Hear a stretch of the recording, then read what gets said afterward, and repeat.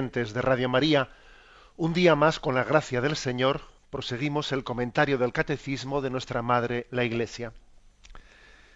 Es el segundo programa que dedicamos al comentario de la quinta petición del Padre Nuestro: perdona nuestras ofensas, como también nosotros perdonamos a los que nos ofenden. Estamos en concreto en el punto 2839. Dice así, vamos a leer en tres partes. Con una audaz confianza hemos empezado a orar a nuestro Padre, suplicándole que su nombre sea santificado. Le hemos pedido que seamos cada vez más santificados. Pero aún revestidos de la vestidura bautismal, no dejamos de pecar, de separarnos de Dios. Bueno, esta primera afirmación, luego sigo leyendo el punto, que es un poco largo y así lo partimos en tres partes. La primera afirmación nos remonta a lo primero que dijimos en el Padre Nuestro, después de invocarle como Padre que está en el cielo. Dijimos: santificado sea tu nombre. Y recordáis que esa primera petición, santificado sea tu nombre, que es un deseo de que su santidad ¿eh? se revierta en nosotros, que nosotros seamos en nuestra vida un reflejo de la santidad de Dios. El hombre está creado para dar gloria a Dios. ¿Y cuál es la forma de glorificar a Dios? Pues ser nosotros un testimonio vivo de su santidad. Decir santificado sea tu nombre es tanto como decir que nosotros seamos santos, que se nos note que somos tus hijos, que te glorifiquemos con nuestra vida. Recordáis que la Santa Misa, una de las formas de despedir o una de las fórmulas alternativas del podéis ir en paz, es glorificad a Dios con vuestra vida, podéis ir en paz. O sea, que nuestra vida sea una glorificación de Dios. Bien, pero esto no quiere decir que los cristianos, que vayamos a glorificarle a Dios, que la forma de santificarle a Dios sea la de que nosotros seamos impecables. Eso no es así. Hay dos caminos para dar gloria a Dios, para glorificarle: el camino de la inocencia y el camino de la penitencia. El camino de la inocencia, que es el de María, la Inmaculada. Y bueno, vamos a ser claros, ese camino a nosotros ya se nos ha escapado, y nosotros estamos llamados a glorificar a Dios por el camino de la penitencia. O sea que lo que a nosotros nos va a hacer santos no va a ser el no haber pecado nunca. No, eso no es así. Por eso dice que a pesar de eso, aun revestidos de la vestidura bautismal, no dejamos de pecar. O sea, convivimos con una condición pecadora que lleva una contradicción en querer glorificar a Dios, tener el objetivo en nuestra vida de ser santos, y al mismo tiempo constatar que somos de carne y barro y somos pecadores. Y entonces dice uno, bueno, ¿y cómo se compagina estas dos cosas? Porque son bien contrarias, ¿no? Pero a mí, por otra parte, creo que nos debe de ayudar mucho esto, nos debe de consolar, porque la Iglesia canoniza, cuando incluso propone como modelo de santidad a algunos de sus hijos, les canoniza, les beatifica, no porque no hayan sido pecadores durante su vida, no, porque fijaros, al final lo que se pide a alguien para poder ser canonizado es que haya vivido las virtudes de forma heroica, pero en el momento final de su vida, pero ha podido tener un recorrido, todo un recorrido, ¿no? Increscendo hasta llegar a ese momento final de santidad. Claro que no se puede ser santo y al mismo tiempo pecar y negar el nombre de Dios. Bien, pero sí que la Iglesia nos deja claro que ha canonizado a personas que han sido pecadoras durante su vida y han tenido todo un proceso de conversión. Y yo creo que esto nos consuela mucho. Nos consuela mucho porque decimos, bueno, estamos a tiempo de conversión, estamos a tiempo de ser santos. La santidad no es un ideal inalcanzable, esa tendencia que tenemos a decir, no, yo ya no, para mí esto no es, yo no puedo ser santo, ¿no? Yo con los pasajes que ha habido en mi vida, con los determinados episodios que yo arrastro, o sea, yo ya no puedo ser, no pertenezco yo ya a esos llamados, a esos escogidos. Ese tipo de pensamientos tenemos que arrancarlos porque no vienen de Dios y no son verdaderamente humildes, ¿no? Aunque se escondan de aparente humildad, ¿no? Yo ya no, yo ya no. No, no, no, eso no es humildad. Eso es falta de confianza en Dios. Luego compaginamos esta doble condición que a veces cuesta mucho, ¿eh? Como aceptar que tengamos firme el ideal de la santidad y al mismo tiempo convivamos con una condición pecadora. Y ese doble equilibrio a veces nos hace sufrir. Habéis escuchado a mí cuando hablamos del sacramento, de la penitencia, etcétera, decir que en este equilibrio consiste en que nosotros no hagamos nunca las paces con nuestro pecado. O sea, que al comprobar que somos pecadores, no bajemos nunca el listón de nuestro ideal de santidad. Diciendo, bueno, vamos a ver, ¿no? Santos, hombre, santo que sea buena persona, ¿no? Yo que sea buena persona. No, no. Nuestro ideal es que seamos santos, no que seamos buenas personas. Entre otras cosas porque si el modelo si la meta de nuestra vida es que seamos santos, podremos ser buenas personas. Y si el ideal de nuestra vida es que seamos buenas personas, al final no lo seremos. Por aquello de que el que va por el cinquillo suspende. Y el que tiene como ideal último la santidad, pues Dios le concede la gracia de alcanzarla.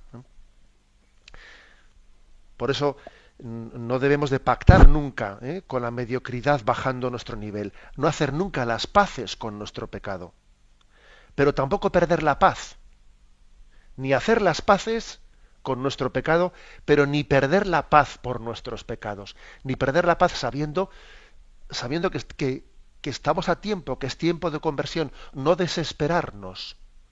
A eso me refiero yo con no perder la paz, no desesperarnos. Por eso, ¿no? El Padre Nuestro es muy realista, porque, bueno, al mismo tiempo ha dicho eso de ser santos al principio, santificado sea tu nombre, pero después es consciente, claro, Jesús que nos enseñó el Padre Nuestro, sabía que a pesar de haber pedido lo primero, tenemos contradicciones interiores. Y tenemos esta doble condición dentro de nosotros. Somos unos pecadores llamados a la santidad. Somos unos santos en potencia que paradójicamente pecamos. Bueno, a ver cómo llevamos esa doble condición dentro de nosotros. Por eso el Padre Nuestro compagina estas dos peticiones. Bien, sigue adelante y dice, ahora, en esta nueva petición, nos volvemos a Él como el Hijo pródigo y nos reconocemos pecadores ante Él como el publicano. Nuestra petición empieza con una confesión en la que afirmamos al mismo tiempo nuestra miseria y su misericordia.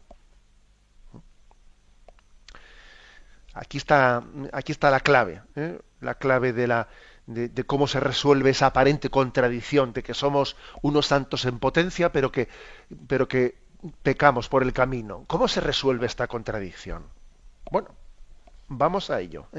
Vamos a esta explicación que da el catecismo. Nos volvemos a Él. Es decir, tenemos una ocasión, el pecado que en sí nos aparta de Dios, en los planes de Dios, Él es capaz de hacer de algo malo, hacer algo bueno. Porque fíjate, ya es un milagro que Dios haga del sufrimiento un instrumento de salvación, como hizo con la cruz. Pero bueno, ya el colmo del milagro de Dios es que Él sea capaz de hacer del pecado, que es lo más contrario a Dios, hacer del pecado una ocasión de glorificarle. Porque mira, Señor, ya que no puedo glorificarte siempre por mis buenas obras, te voy a glorificar por tu misericordia, te voy a glorificar por decir, Señor, qué bueno eres conmigo. Te glorifico por tu paciencia y tu misericordia y por tu perdón gratuito. Nuestro pecado es es la ocasión de glorificar la misericordia de Dios. Las famosas confesiones de San Agustín, aquel libro en el que él hace una relectura de su vida, de todo el recorrido de su vida, bien pecadora, pero sin centrarse en sí mismo, ¿no? Descentrado de sí mismo y haciendo que la lectura de su vida, en vez de una autoflagelación, entendedme, la lectura de su vida es una glorificación de la misericordia de Dios. Señor, qué bueno has sido conmigo. Señor, qué grande es tu misericordia. En vez de que estemos todo el día diciendo, pero qué desastre, pero fíjate si yo no valgo para nada, ¿cómo voy a ser yo santo? ¿Cómo voy a...? O sea, ojo, el demonio nos lleva a hacer una lectura de nuestra vida en clave derrotista y en clave de desesperanza.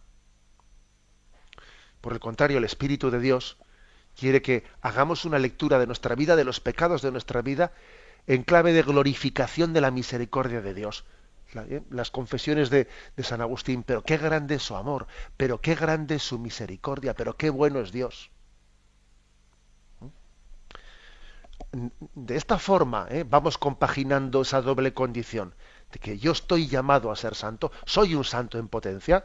A alguno le escuchaba yo una expresión así un poco provocadora, estoy en peligro inminente de ser santo, bueno, enfatizando, ¿no?, con esa expresión pues que la santidad no es algo inalcanzable, no, sino que con esa especie de expresión paradójica que obviamente no, pues no hay que entenderla literalmente, se venía a decir, oye, que lo de la santidad es real, pero lo compaginamos con la condición pecadora.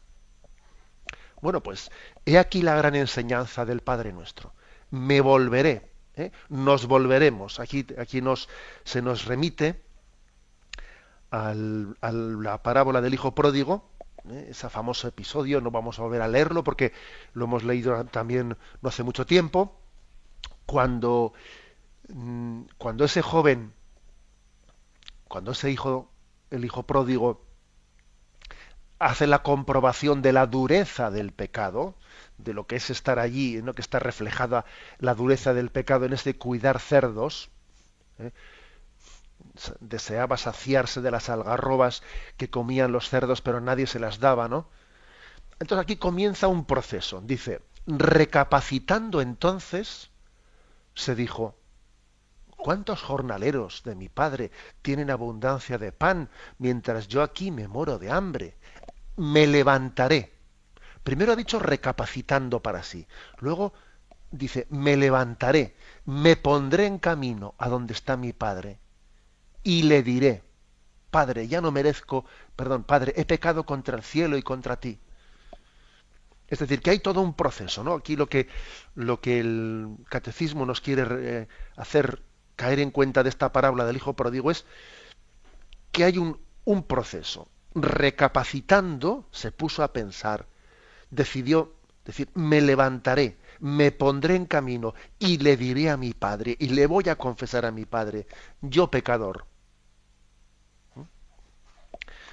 Luego, la oración del Padre Nuestro nos recuerda que estamos en camino, y que el paso de la condición pecadora a la santidad está teniendo lugar cada vez que nos dejamos mover por el Espíritu para desapegarnos, para descentrarnos de aquello en lo que estamos encadenados, para desembotar la mente, porque a veces la mente se nos embota, a veces uno está atontado pues con sus esclavitudes, con sus rencores, con sus odios, con sus vicios, con sus apegos.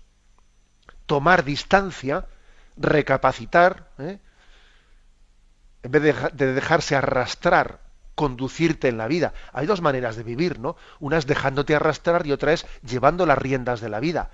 ¿Tú qué eliges? ¿Ser arrastrado o conducirte? Conducirte, es decir, que tu voluntad conduzca la vida movida por el Espíritu Santo, tu voluntad. Bueno, es que hay que elegir.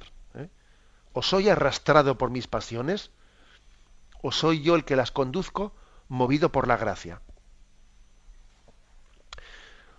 Hay una famosa también expresión de San Agustín, que él definía el pecado pues en una famosa frase latina decía aversio a Deo y conversio ad criaturas. Es decir, el pecado es apartarse de Dios para convertirse a las criaturas, amándolas desordenadamente, ¿no?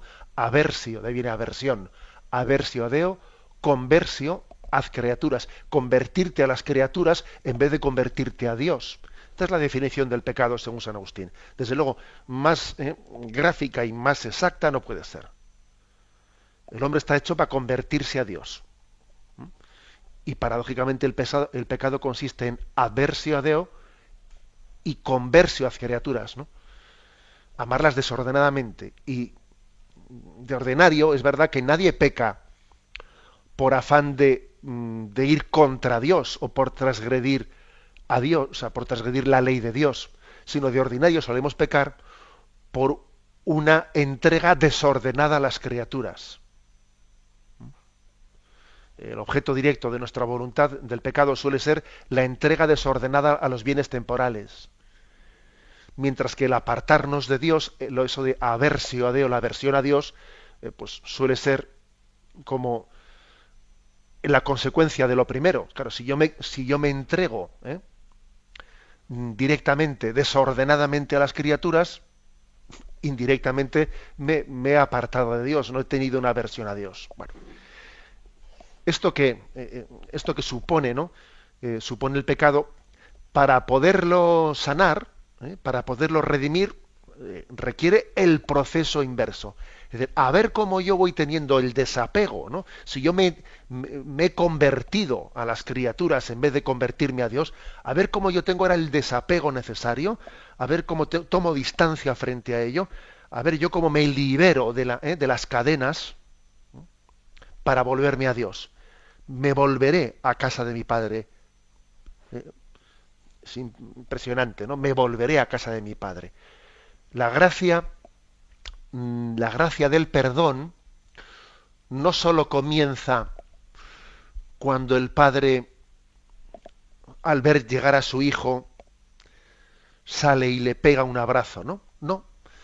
La gracia del padre, claro, esto en la parábola no está reflejado, porque obviamente también la actuación de la gracia pues va más allá incluso de lo que las parábolas son, las parábolas son capaces de recoger.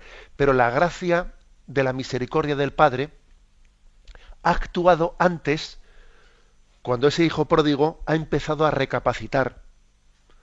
Ha actuado cuando él ha decidido, me levantaré, me pondré en camino, le diré.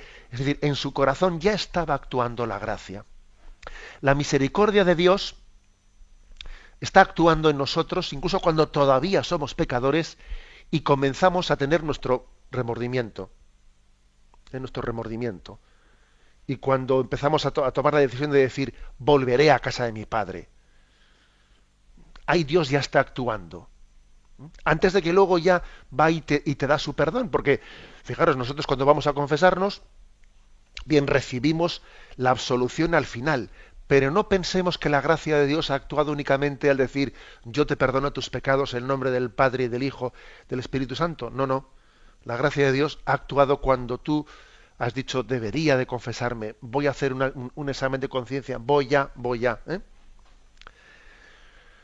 Es decir, que hay hay como una pedagogía en el camino del perdón. Es una ocasión doble. Es una ocasión, como dice aquí el catecismo, en la que afirmamos nuestra miseria y su misericordia. Y es como pasar de la atricción a la contrición.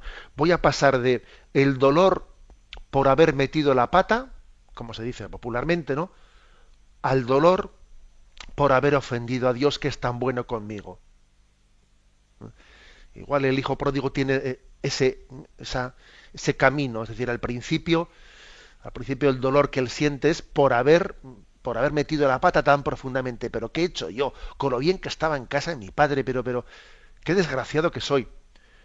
Y él, según va caminando al Padre y según ve su reacción, al final su dolor ya no es de atrición, ya no es de dolor por haber fallado y por el daño que se ha hecho a sí mismo, sino que va cambiando y dice, mira, a mí ya lo que más me duele es haberle ofendido y haberle fallado a un padre tan bueno.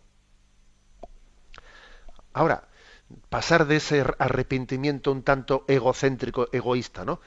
A pasar a ese arrepentimiento profundo y verdadero, que es decir, qué bueno es Dios, ese es el camino de la verdadera conversión. Ser santo no es ser impecable, sino pasar de la condición pecadora a la atrición y de la atrición a la contrición. Primero, darme cuenta como el hijo pródigo. Primer paso es caer en cuenta que el pecado es mi perdición. Vale. Y segundo paso, decir, pero si el pecado es la ofensa a quien tanto me ama y tanto me quiere, es como rechazar un amor infinito. Es que lo grande es que me he dado cuenta de lo bueno que es Dios a través de su perdón, ¿no? Esta es la santidad, ¿eh? Primer paso, como os he dicho, caer en cuenta de que el pecado me destroza. Y en segundo lugar, y esta ya es la clave, ¿no? Hacer del pecado la ocasión de conocer la bondad de Dios. Decir, pero qué grande es Dios, pero qué misericordioso es Dios, que me ama gratuitamente y por encima de mis méritos. Ese es el camino. Y por eso el Señor introdujo esta petición de perdón en la oración del Padre Nuestro. Lo mismo, también el catecismo nos, aparte de la parábola del hijo pródigo, nos ofrece también la del publicano, que no hace falta que también nos centremos en ella, porque ya lo hemos explicado. Sencillamente esa expresión de aquel publicano que no se atrevía a levantar los ojos y decía, oh Dios, ten compasión de este pecador, y en esa profunda y en esa humilde reconocimiento de su condición pecadora, ve aquí el catecismo pues otra forma bíblica y evangélica de decir, perdona nuestras ofensas. Tenemos un momento de reflexión y continuamos enseguida.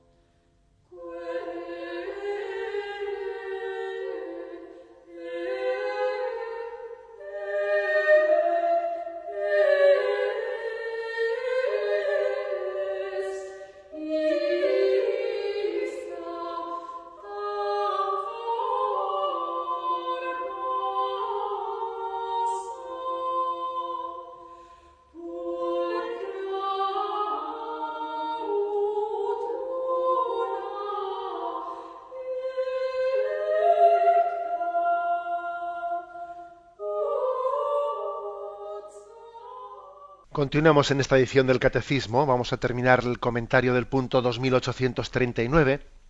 Dice, nuestra esperanza es firme, porque en su Hijo tenemos la redención, la remisión de nuestros pecados.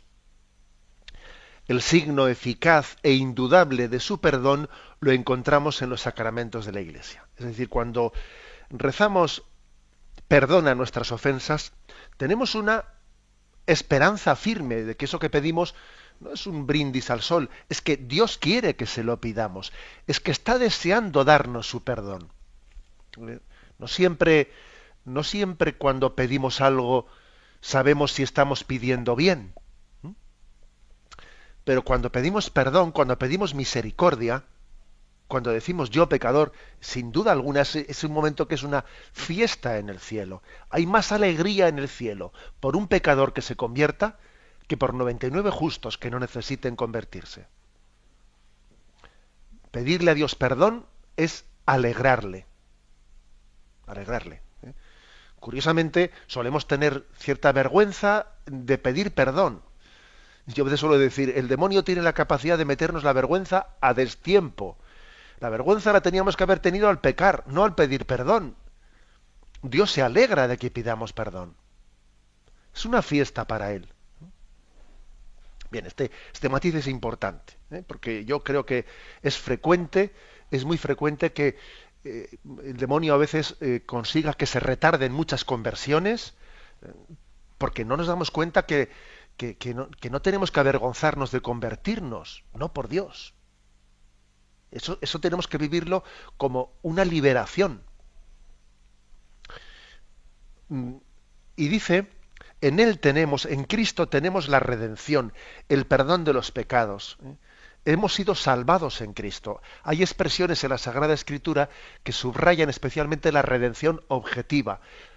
Cristo ha muerto por el perdón de nuestros pecados. Estamos salvados en Cristo. Bien, pero luego también hace falta una redención subjetiva. O sea, Cristo ha muerto por todos. Pero ahora hace falta que nosotros acojamos, que cada uno personalmente se abra a esa sangre redentora de Cristo. Luego se puede decir que estamos salvados en Cristo, pero también se puede decir que podemos rechazar la salvación de Cristo si no sabemos pedir misericordia, si no sabemos pedir perdón. Y los sacramentos son el signo eficaz, el camino ordinario en los que Cristo nos ofrece esa salvación. Y fijaros que aquí vienen dos ejemplos concretos. El de Mateo 26-28, esta es mi sangre que se derrama por el perdón de vuestros pecados. Haced esto en conmemoración mía. Es la institución de la Eucaristía, es decir, que en el sacramento de la Eucaristía recibimos el don del perdón de los pecados, aunque ya sabemos que la Iglesia nos pide combinar este sacramento con el sacramento de la confesión y que no debemos de acudir al sacramento de la Eucaristía si no estamos en gracia de Dios, pero también sabemos que también recibimos el perdón de los pecados, aunque sean los pecados veniales, por el sacramento de la Eucaristía. Y el otro texto que se nos ofrece es el de Juan 20-23. Recibid el Espíritu Santo, a quienes les perdonéis los pecados, les quedan perdonados, a quienes se los retengáis, les quedan retenidos. O sea que ese perdón ha sido depositado en manos de la Iglesia para administrarlo. La Iglesia tiene una tarea tan impresionante como ser administradora, no dueña, sino administradora de los tesoros de la misericordia de Dios. No se puede tener algo tan grande, es imposible tener algo más grande entre manos. Que la misericordia de Dios sea puesta en manos de la Iglesia para que la distribuya generosamente. Bueno, pues esto es lo que decimos, perdona nuestras ofensas. Vamos más adelante. Pasamos al punto siguiente, 2840, que dice, estamos explicando de nuevo el perdón a nuestras ofensas. Ahora bien, lo temible es que este desbordamiento de misericordia no puede penetrar en nuestro corazón mientras no hayamos perdonado a los que nos han ofendido. El amor, como el cuerpo de Cristo, es indivisible. No podemos amar a Dios a quien no vemos si no amamos al hermano y a la hermana a quienes vemos. Al negarse a perdonar a nuestros hermanos y hermanas, el corazón se cierra. Su dureza lo hace impermeable al amor misericordioso del Padre. En la confesión del propio pecado, el corazón se abre a la gracia. Muy interesante esto. Muy interesante, porque alguno podría interpretar mal perdona nuestras ofensas como también nosotros perdonamos a los que nos ofenden. Y podría interpretar esto de la siguiente manera incorrecta.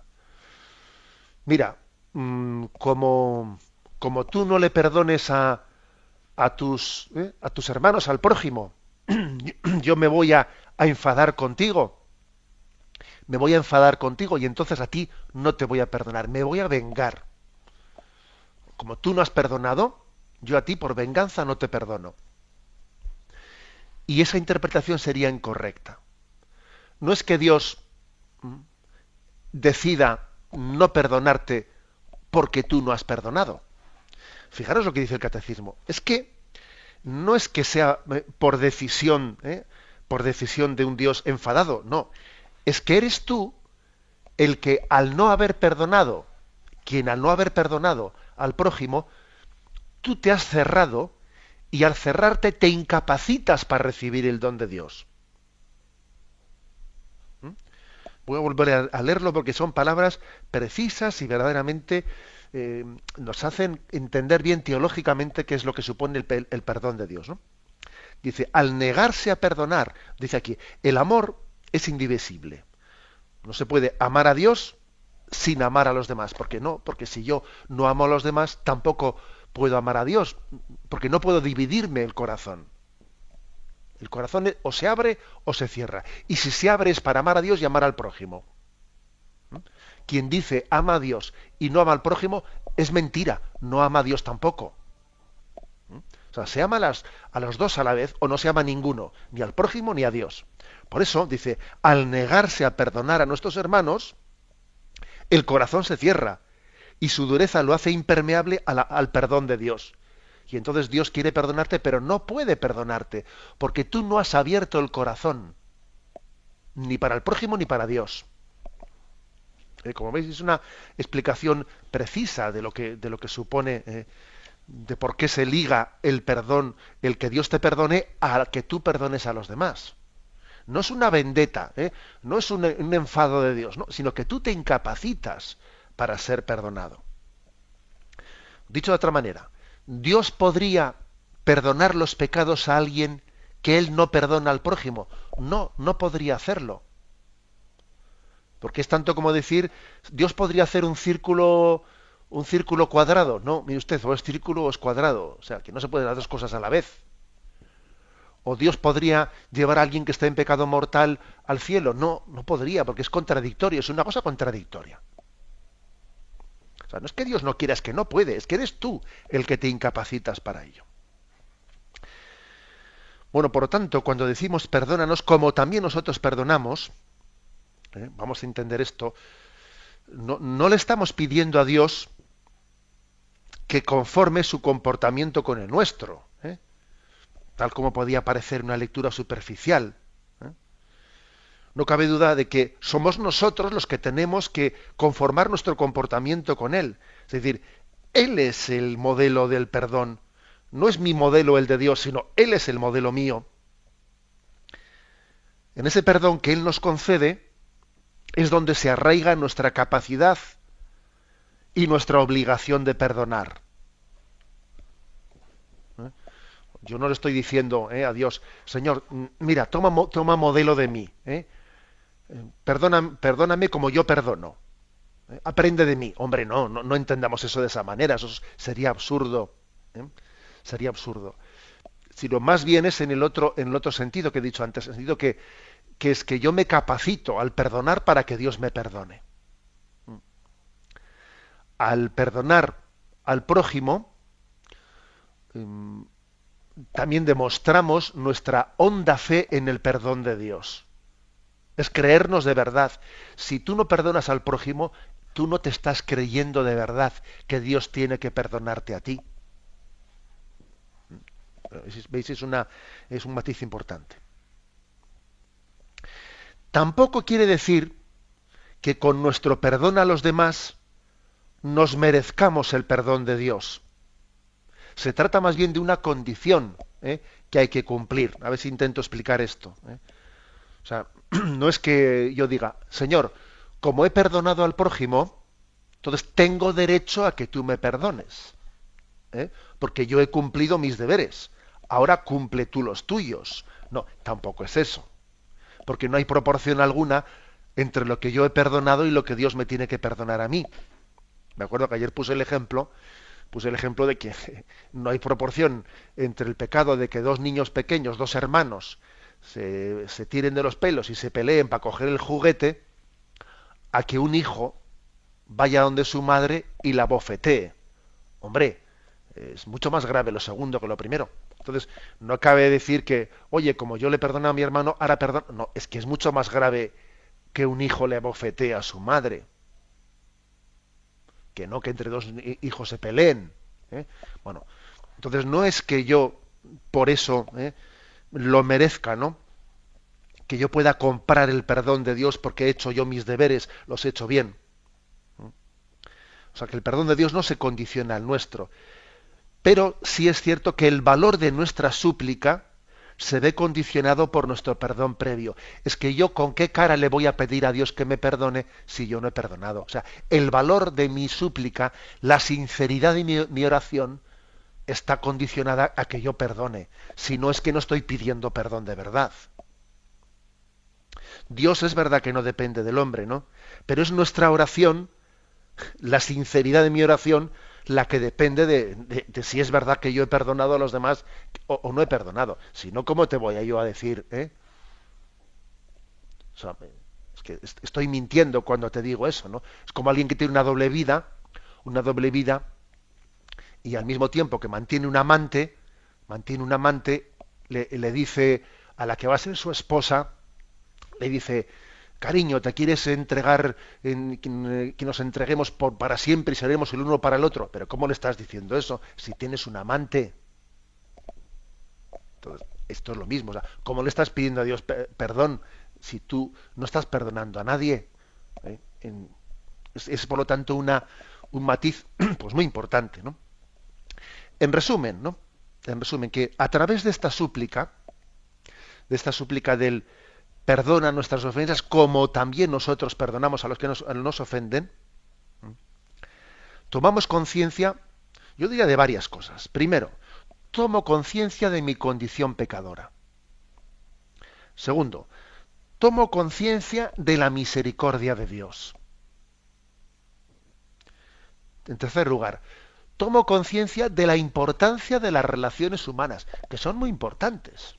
Porque claro, a Dios no le vemos y el amor a Dios se está jugando muchas veces en las relaciones humanas. Las relaciones humanas son el escenario en el que nos santificamos. No cabe huir de ellas, ¿eh? Son como el campo de entrenamiento. Es así, o sea, está teniendo lugar la batalla por la santificación de nuestra vida en las relaciones humanas.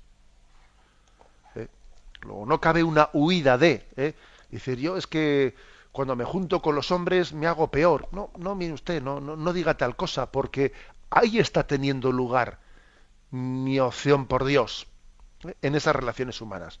Perdóname como yo perdono.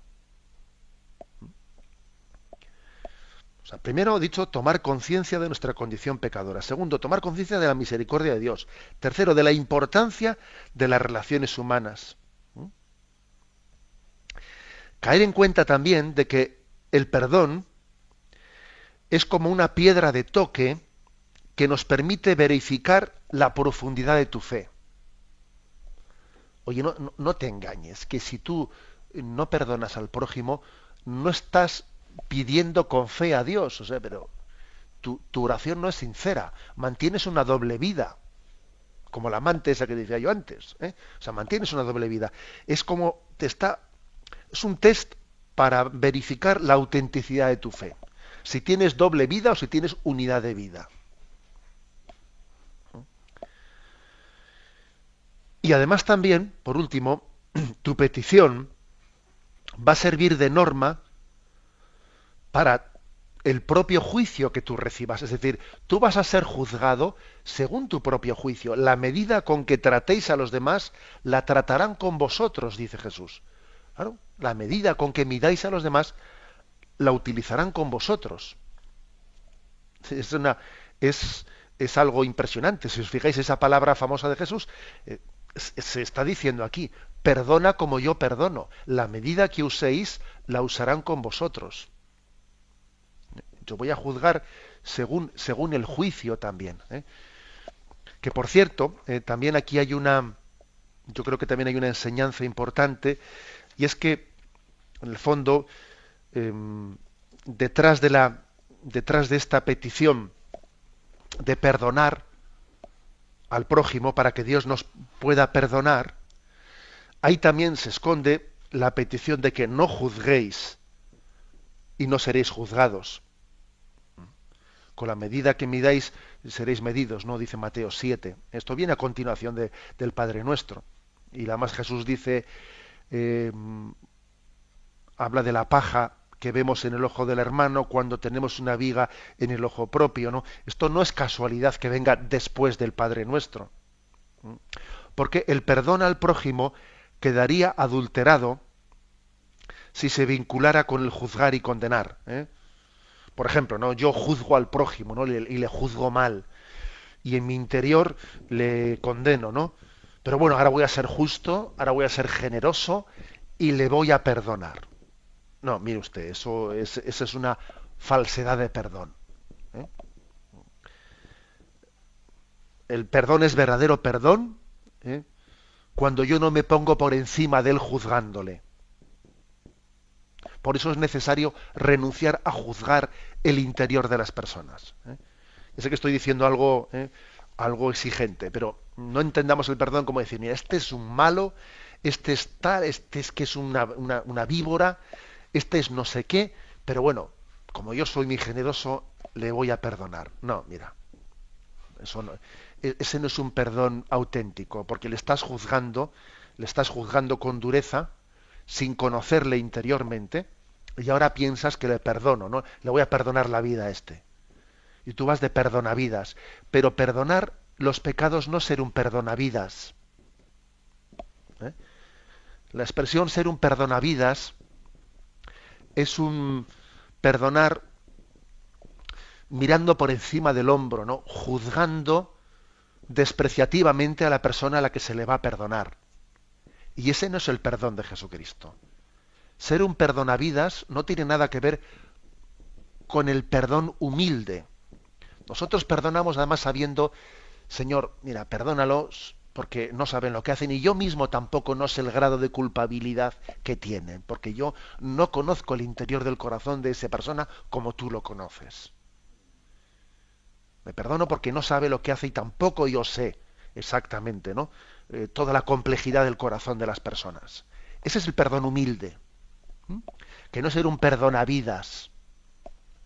En este matiz es importante, y vamos a intentar también pedir ese perdón generoso, que es también un perdón que afecta a mi juicio, a mi intencionalidad, a la visión que yo tengo del prójimo cuando le ofrezco el perdón. Bien, pasamos a la intervención de los oyentes. Podéis llamar para formular vuestras preguntas al teléfono 917-107-700. 917-100. Paso al primer oyente. Buenos días. Buenos días, monseñor. Adelante. Bueno, me llamo María Ángeles. Adelante, María Yo Ángeles. quisiera, bueno, si puede ser dos preguntitas muy breves. Mire, yo cuando voy a comulgar me gusta ir a misa, bueno, si me da tiempo, bueno, suelo ir casi cada día. Alguna vez fallo porque a veces pues tengo cosas que hacer en casa y tal. Pues voy a comulgar y hace unos días, bueno, casi un mes, no me confieso, me gusta confesarme más a menudo. Pues entonces cuando yo voy a comulgar, pues le pido al Señor antes de ir rápido a comulgar, pues que me perdone mis faltas, mi poca atención a Él y bueno, y noto que me emociono. No sé si es porque el Señor me dice no te preocupes, o después voy a comulgar arrepentida y cuando lo recibo Él, pues no sé si será en realidad que Él me dice, bueno, pues estás perdonado y tal, pero me emociono, noto dentro de mí que como una paz y encima pues me calan lágrimas. Yo a veces me da vergüenza porque digo, si me ve alguien, pues noto que no sé qué digo, pero si el Señor lo quiere así, pues bendito sea. La otra pregunta que me gustaría en breve también es que a veces, como tengo 3 hijos, son grandes, y a veces le pido al Señor en mi oración que se acerquen a Él, pero no sé cómo hacerlo. Digo, ay Dios mío, digo, que tú, cuando tú quieras o cuando en el momento que tú decidas, pues que le toque el corazoncito y que vayan a confesar, porque ellos no van a misa y digo, que no sea tarde. A veces, bueno, es eso, simplemente. Muchas gracias, De acuerdo. Bien, litúrgicamente también pedimos perdón antes de comulgar al rezar el Padre Nuestro como preparación para la comunión. Pero hombre, aparte de que lo hayamos pedido litúrgicamente, uno claro que puede también, según se acerca a comulgar, pedirle al Señor, decirle al Señor, Señor, no te merezco, pero te necesito. y precisamente al merecerte menos te necesito más. O sea, el tener esa conciencia, Señor, yo no soy digno de que entres en mi casa, ¿no? Fijaros cuánto enfatizamos eso justo en el momento antes de comulgar. El consuelo de Dios suele ser proporcional a la conciencia de indignidad. Cuanto más conscientes somos de que somos indignos, más nos consuela Dios al venir a nuestra vida.